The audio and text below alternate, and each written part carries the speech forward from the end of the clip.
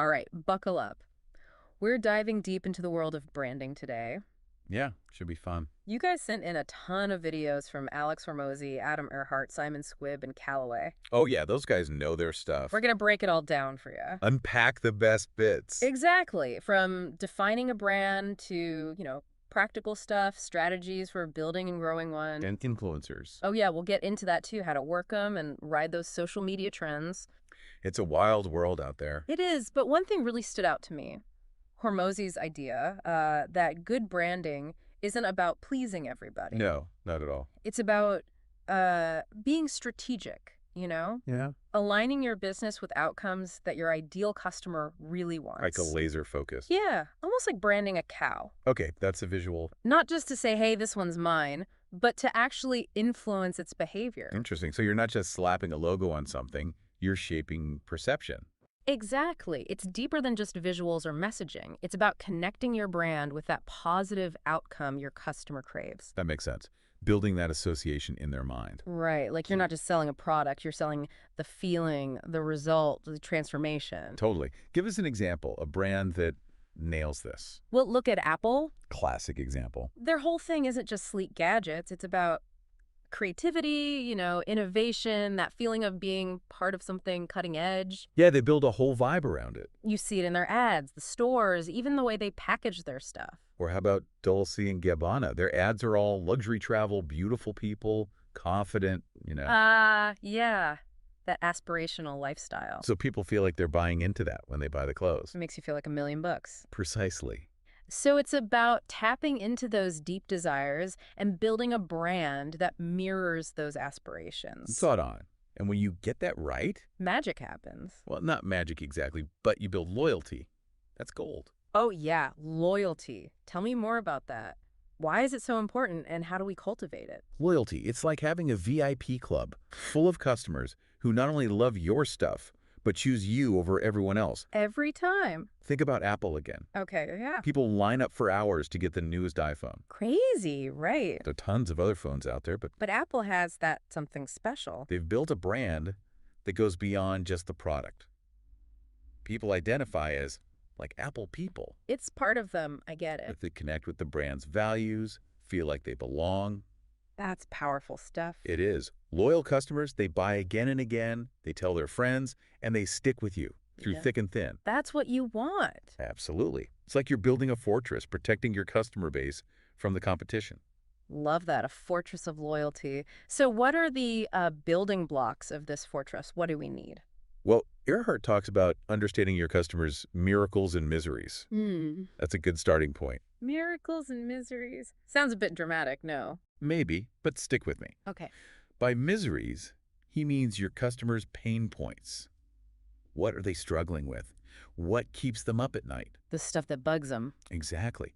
And miracles, those are their aspirations, what they want to achieve, their goals, their dreams. So it's like where they are now versus where they want to be. Exactly. Yeah. And you're showing how your brand helps them make that leap. Like a before and after, but for their life, not just their looks. You got it. Understand those miracles and miseries, and you can create a killer marketing strategy to guide them all the way to a purchase. Speaking of marketing strategies, Earhart and Squibb threw a lot at us. Email, SEO, content, social media, video, referrals. It's a lot. Yeah, they covered a lot. Don't get overwhelmed, though. Easy to say. The key is figuring out which of those tools will work best to reach your ideal customer. So, like, if they're all hanging out on Instagram, I shouldn't waste time on, I don't know, carrier pigeon marketing. Right? Go where they are, give them content they actually want. Content is king, they say. Speaking of which, Callaway had that interesting take on social media, the shift from variety shows to TV networks. All because of algorithms. What's that about? Oh, yeah, the algorithms. They're everywhere now. It's like TikTok, Instagram. Yeah. They decide what you see based on what they think you like. My feed is scary accurate sometimes. Right. That's the algorithm doing its thing. Yeah. And Callaway says this changes the game for brands. How so? Instead of having one channel with everything, you got to focus on specific themes, like a TV network, different channels for different shows. Interesting. So, like, instead of being a jack of all trades on social media, I should become a specialist. Exactly. Consistent themes, specific formats. You cater to a niche audience, and those algorithms will love you for it. So, if I had a food business, Instead of one channel with recipes, restaurant reviews, everything. Right? You'd split it up. A recipe channel, a review channel, like your own little Food Network. I'm getting ideas already. It's a whole new way of thinking about social media. It is. And speaking of exciting new strategies, we got to talk about influencer marketing. Oh, yeah, that's a big one. Hormozy got me pumped about this. He said, you can 10x your business overnight by working with the right super influencer. He's not wrong. The potential is huge. Huge. He talked about two ways to go about it: partnering with an existing super influencer or building a brand around them. Two different paths. Both can work. The key is picking the right influencer, the right strategy for you. Yeah, he had those great examples. Nike with Michael Jordan. Classic. And then Congo with Logan Paul and that Prime drink. Interesting case study. They're killing it. But how do we know which path to choose? Partner up or build new? Well, think about the audience size. Does your brand already have a bigger following than the influencer? Good point.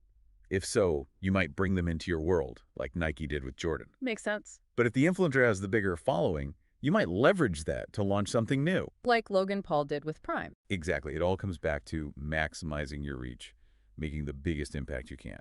10x overnight might be a bit of a stretch, but I see the potential. Influencer marketing is definitely a game changer. Done right, it's incredibly powerful. You know, I'm noticing a trend here. Everything we're talking about comes back to knowing your ideal customer inside and out.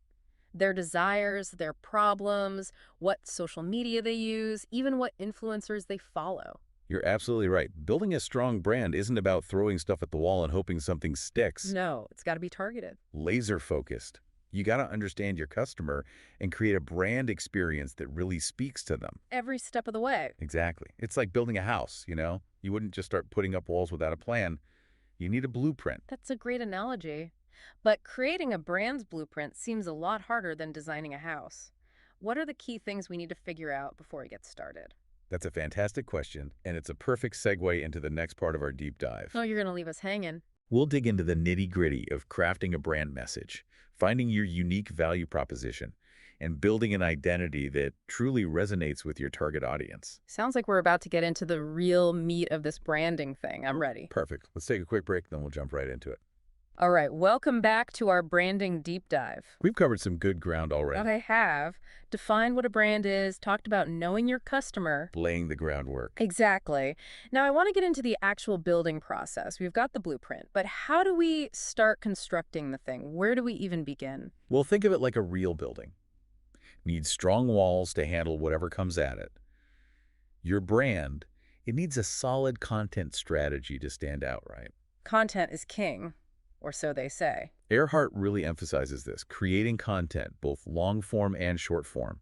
He says every business needs at least one type of long form content, makes it the cornerstone of their strategy. Makes sense. So that's like what? A blog for written stuff? Could be, yeah. Podcast for audio, YouTube Yeah. channel for video. Those are good examples. Those become your core platforms. You go deep on topics there, show off your expertise, build that following. And then you use shorter stuff like social media posts, little snippets of the longer content to drive people back to those main platforms. Exactly. It's all connected. So if I make an awesome YouTube video, let's say about the benefits of meditation for entrepreneurs, Okay. I could share little clips on TikTok, Instagram, get people interested, and then they click over to YouTube to watch the whole thing. You got it. It's an ecosystem. All the content works together. This reminds me of what Squibb said about, vehicle marketing. He's all about branding every single part of your business, even your car, your clothes, which I thought was kind of extreme at first, but now I see how it fits in. It's all about that consistent brand experience. You're Right. hitting them with the message at every single point of contact. It makes you memorable. Exactly. Even something small, like your employees wearing branded T-shirts. That's a marketing tool right there. Subtle but effective. And it doesn't have to be expensive or over the top. A small business owner, they could just slap their logo on their delivery van or, have branded packaging. It's about being creative. Absolutely. Find those opportunities to make your brand visible in everyday life. Weave it into the fabric of their world. I like it. That's the idea. Yeah. But while all that's important, the content, the touch points, we can't forget what's at the heart of it all. The product. The product, the service, yeah. Hormozy had a good point about how the actual product experience influences how people see the brand. Makes sense. You can have the best branding in the world, but if the product sucks, It'll catch up to you. He's saying good branding, it creates a good feeling, it can maybe even hide some small flaws, but So you ultimately, gotta deliver. it has to. Yeah. If it doesn't live up to the hype, your brand reputation takes a hit. Trust is broken. Exactly. Yeah. So focus on making a high-quality product or service. Really meet the needs of your customer. Yeah. That's how you build trust, and that's what your brand is built on. Okay, so we've got to create amazing content, brand every touch point, and make sure the product is top-notch. But then how do we actually get people to see that content? Cut through all the noise online and reach the right audience. That's where the magic of SEO, social media strategy, and paid advertising comes in. SEO. Honestly, I've always found that a little bit intimidating. I'm not exactly a tech person. I hear you. It can seem like a whole other language, but it doesn't have to be so scary. I hope not. Think of it as making your content easy for Google to find. Google needs our help. Kind of, yeah. When Yeah. SEO is done well, it brings people to your website, your blog, your YouTube channel, all organically. So my content isn't just lost in the vast ocean of the internet. Exactly. SEO helps it rise to the top of the search results so the right people can find you. Like a lighthouse. Yeah, I like that. And while it can get complicated, there are simple things you can do to improve your SEO, like using keywords in your website content. Keywords. Can you give me an example? Sure. Imagine you're a yoga instructor. If you use phrases like yoga for beginners or stress relief yoga on your website, Google picks up on that. It knows your site is relevant for people searching those terms. So it's about speaking Google's language, basically. You got it. Understand how people search and then use those words in your content. Okay, that makes more sense. And what about social media? We talked about the TV network idea, but how do you actually use those platforms effectively? It's all about making engaging content for the right people and using each platform's features to your advantage. So like short, fun videos for TikTok, pretty pictures for Instagram, and then like serious discussions on LinkedIn. You got it. And you got to post strategically. It's not random. You got to understand how the algorithm works. Oh yeah, those algorithms. They're like the puppet masters of social media. They decide who sees what, yeah. Yeah. But you can work with them, use the right hashtags so people who are interested in your stuff can find you. Write good captions that get people talking. Engage with the content. Exactly. The more engagement you get, the more the algorithm thinks, hey, this is good stuff. Let's show it to more people. It's a dance. It is a social media dance. Learn the steps and you'll do well. This is all way more strategic than I realized. I thought it was just about posting and hoping for the best. There's more to it than that. Yeah, Each platform has its own quirks. You got to play the game. okay. Then there's email marketing. Earhart was pretty enthusiastic about that. Called it the closest thing we have to a magic bullet in marketing. What do you think? He's not wrong. Social media, SEO, those are important. But with email, you're building a direct connection with your audience. More personal. Much more. And you can nurture those relationships over time. So it's not just shouting into the void hoping someone hears you. Nope. You're talking directly to people who've already said, hey, I'm interested in what you have to say. That's a warm lead. Exactly. Give them good content, special offers, personalized messages.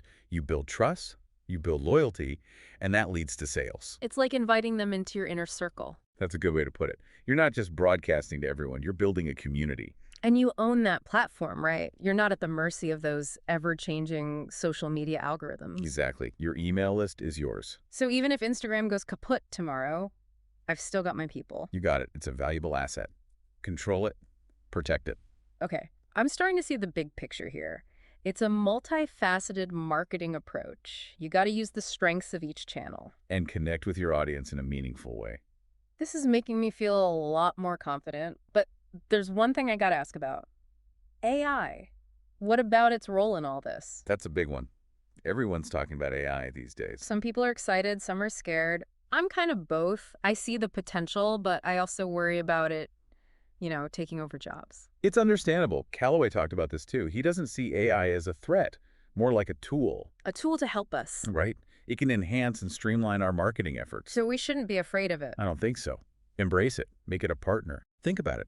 AI can do those repetitive, data-heavy tasks.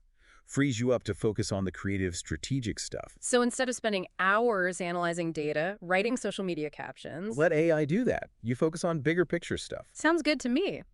But how do we actually use AI in marketing? Are there tools or platforms we should know about? Absolutely. There are tons of them. AI-powered chatbots for customer service, AI writing software. You can use AI to personalize emails, target ads, even generate ideas. So many options. It's a fast-evolving field. But with great power comes great responsibility. Meaning. We got to use it ethically.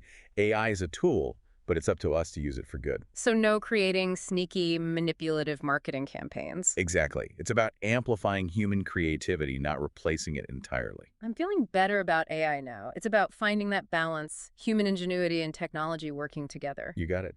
And as AI keeps getting smarter, who knows what the future holds for marketing? It'll be fascinating to see. I'm ready for it. But before we get too futuristic, let's bring it back down to earth.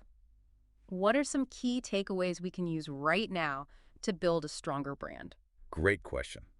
And it's the perfect way to transition into the last part of our deep dive. You're going to leave us hanging again. We'll explore some advanced branding strategies, talk about how to create an experience that people truly remember, and I'll leave you with some thought-provoking questions to ponder as you start building your brand. I'm all ears. Let's do it. All right, we're back. We've covered a lot of ground. SEO, social media, even AI. The whole marketing landscape, really. Now it's time to take it up a notch. Time for the finishing touches. I like that. We've built the house, now we're making it a home. Exactly. Creating a truly unforgettable brand experience. I'm into it. So we're going beyond just the basics. Yeah, we're talking about more than just visuals and messaging. Deeper. It's about the whole experience, engaging all the senses, creating a specific feeling in the customer. So it's not enough to have a cool logo and a catchy slogan. Those are important, for sure. But there's got to be more. It's about creating a feeling of connection. People should want to be part of your brand. It should be part of their identity. Like they're part of a tribe. Exactly. Give me an example, a brand that really nails this. Disney. Perfect example. They're masters of creating these immersive experiences. Yeah, they transport you to another world. Theme parks, movies, merchandise, it all works together. They create this feeling of wonder, magic, nostalgia. They built a whole universe, and people want to live in it.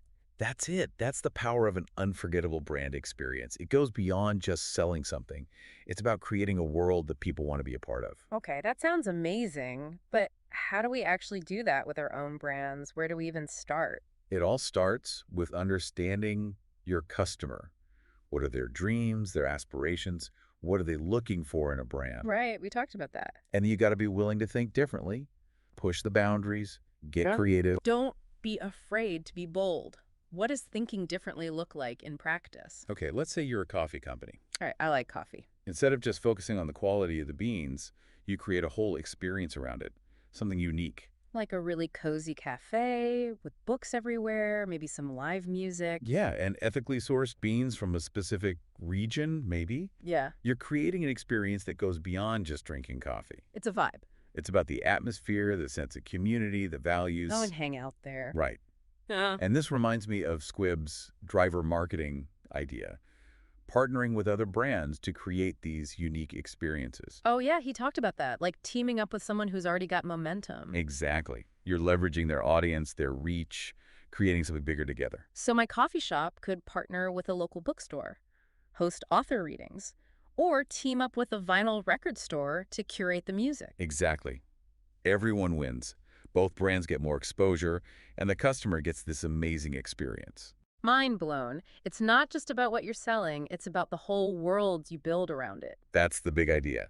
And it doesn't have to be huge, splashy stuff either. Sometimes it's the small, personal touches that really matter. Like a handwritten thank you note with every online order. That's a good one.